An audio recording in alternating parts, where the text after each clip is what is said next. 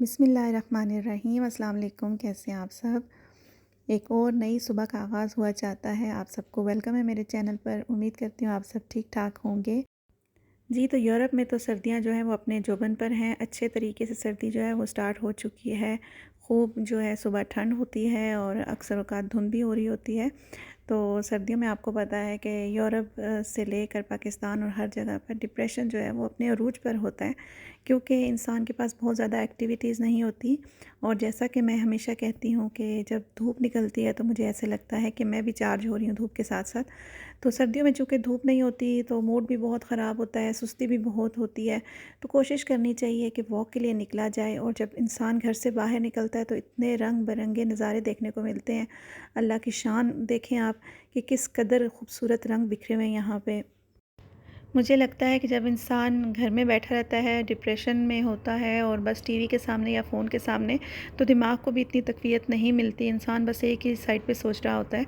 लेकिन जब घर से बाहर निकलते हैं, वॉक करते हैं, तो उसमें क्या होता है कि इंसान को काफ़ी चीज़ें देखने को मिलती हैं, गौर करने को मिलती हैं। जैसा कि मैं यहाँ पे देख रही हूँ, और इन दरख्तों पे मैं हमेशा देखती हूँ कि तमाम के तमाम पत्ते जो हैं वो झड़ जाते हैं, गिर जाते हैं। लेकिन यहाँ पे कुछ पत्ते ऐसे होते हैं जिन्होंने मिलकर आपस में मज़बूती से एक दूसरे को पता नहीं पकड़ा हुआ होता है या क्या होता है कि ये गिरते नहीं हैं। हमेशा हर सर्दियों में मैं जब भी यहाँ से गुज़रती हूँ तो मैं यही गौर करती हूँ कि ये क्या वजह है, क्या परिंदों ने कोई घोंसले ऐसे बनाए हुए हैं, या क्या वजह होती है कि तमाम पत्ते गिरने के बावजूद ये वाले जो पत्ते हैं राउंड से बिल्कुल उनकी शेप होती है, ये नहीं गिरते। शायद कैमरे की आँख आपको उतने अच्छे तरीके से नहीं दिखा सकेगी जो कि मैं देख रही हूँ हकीकत में, कि ये तमाम के तमाम जो हैं झुंड की सूरत में इकट्ठे हुए हुए होते हैं। तो इससे ये भी पता चलता है कि शायद जो हम लोग कहते हैं इत्तेफाक में बरकत है, ये वाक़ई ऐसा है कुछ, कि ये वाले जो पत्ते हैं वो आपस में जुड़ के रहते हैं और मौसम भी इनका कुछ नहीं बिगाड़ सकता। तो कहने का मकसद ये था कि मुझे ये चीज़ बड़ी डिफरेंट लगी, और मैंने सोचा कि मैं अपने व्यूवर्स से बात करूँगी, पूछूँगी अगर किसी को इन्फॉर्मेशन है कि ये जो सारे पत्तों में आपको कुछ-कुछ झुंड नज़र आ रहे हैं, ये घोंसले तो नहीं है, मैंने बहुत गौर से देखा है। तो आखिर ये क्या है कि जो ये पत्ते नहीं गिरते और आपस में बहुत मज़बूती से जुड़े रहते हैं। अभी मैं इन पत्तों पे गौर कर ही रही थी कि मेरी नज़र इस शख्स पे पड़ी, और मैंने देखा कि किस कदर बुलंदी पर अपनी जान जो है वो जोखिम में डालकर मज़दूरी कर रहा है। तो जो इंसान है वो मेहनत मज़दूरी करके किस कदर मुश्किल से अपना और अपने बच्चों का पेट पालता है। ये जब चीज़ें देखती हूँ तो मैं शुक्र अदा करती हूँ अल्लाह का, लाख लाख के अल्हम्दुलिल्लाह। अल्लाह ने बहुत नवाजा हुआ है, और हमेशा शुक्र करने के बहुत सारे मौके अल्लाह ताला हमें देता है। और इसी तरह अगर हम अपनी ज़ुबान को शुक्र करने का आदी बना लें तो आप यकीन करें कि हमारे आधे मसाइल वैसे ही ख़त्म हो जाएंगे। और अगर हम अपनी जो नेमतें हमें दी गई हैं हम उन पर गौर करना शुरू करें, ना कि उन चीज़ों पर जो हमारे पास मौजूद नहीं हैं, तो आप यकीन करें कि ज़िंदगी बहुत आसान हो जाएगी।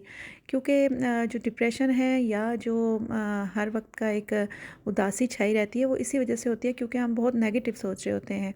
तो उस नेगेटिविटी से निकलने के लिए सबसे पहले तो हमें अपने घर से कदम बाहर निकालना पड़ेगा। जैसे भी हो, जो भी हो, अपने काम पड़े हुए हैं तो पड़े रहने दें। अगर आज के सारे आपके जो टास्क हैं वो कंप्लीट नहीं हुए तो उनको रहने दें, बस अपने आप को टाइम दें।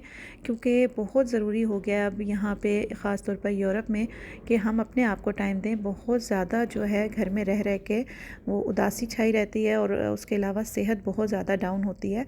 और सेहत को अच्छा करने के लिए बहुत ज़रूरी है कि वॉक की जाए। तो आज की जो वीडियो है वो मैं इसी चीज़ के लिए थी कि मैं सोच रही थी कि मैं अपनी सारी बहनों को मोटिवेट करूं और वॉक करें और साथ साथ खाएं पिएं, ताकि जो है वो वज़न भी आपका मुतवाज़न रहे। अगर खाली बैठ के खाते रहेंगे तो ज़ाहिर है वज़न बढ़ेगा। तो अब मैं शौकीन हूँ इन चीज़ों की, जो कि मैं आपके साथ वक्तन फ़वक्तन शेयर करती रहती हूँ। तो वॉक करने से ये होता है कि तमाम चीज़ें बैलेंस रहती हैं। तो पहले मैंने आपसे बात की सेहत की, तो आप थोड़ी सी बेहतियाती भी कर लेते हैं, कोई बात नहीं। थोड़ा थोड़ा दिल कर रहा है यहाँ पे मीठा खाने का, तो मैंने सोचा जल्दी से बर्फ़ी बना लेती हूँ और रेसिपी भी आपके साथ शेयर कर लेती हूँ। यहाँ पे मेरे पास था मिल्क पाउडर, तकरीबन 2 कप्स है ये मिल्क पाउडर। इसमें मैंने डाला है मेल्ट किया हुआ घी, और घी इतना डालना है कि ये इस तरीके से बन जाए। आपको मैं जैसे दिखा रही हूँ, तकरीबन हाथ में अगर आप पाउडर को लेते हैं तो थोड़ा सा ये गोलाई की शक्ल इख्तियार कर ले, आपस में जुड़ जाए। 2 कप मिल्क पाउडर के लिए मैंने यहाँ पे 1.5 कप चीनी का लिया है, उसमें हाफ़ कप मैंने पानी का डाला है। तकरीबन 5 से 6 मिनट अगर हम बॉईल करेंगे तो ये जो चीनी है वो बड़ी ज़बरदस्त सी मेल्ट हो जाएगी। और उसमें फिर मैंने यहाँ पे ऐड किया है इलायची पाउडर, बहुत ही ज़बरदस्त बर्फ़ी बनती है और जल्दी से बन के तैयार हो जाती है। यहाँ पे जो शीरा है वो रेडी हो चुका है। अब ये जो मैंने मिल्क पाउडर और जो घी मेल्ट करके रखा हुआ था ये उसमें शामिल करूँगी। लेकिन उससे पहले यहाँ पे मैंने ट्रे में बटर पेपर लगा दिया है ताकि जब मैं बर्फ़ी इसमें निकालूँ तो बेहतरीन सी बर्फ़ी हमारी सेट हो जाए और उसको बाहर निकालना थोड़ा मुश्किल ना हो। तो ये आप देख रहे हैं कि शीरा बना हुआ है और शीरे में जा रही है ये हमारा मिल्क पाउडर और घी। अब हम इसको इसमें डाल के बहुत अच्छे तरीके से आपस में मिलाएंगे और इतनी देर पकाएंगे कि ये तमाम चीज़ें जो हैं वो यकजान हो जाएं।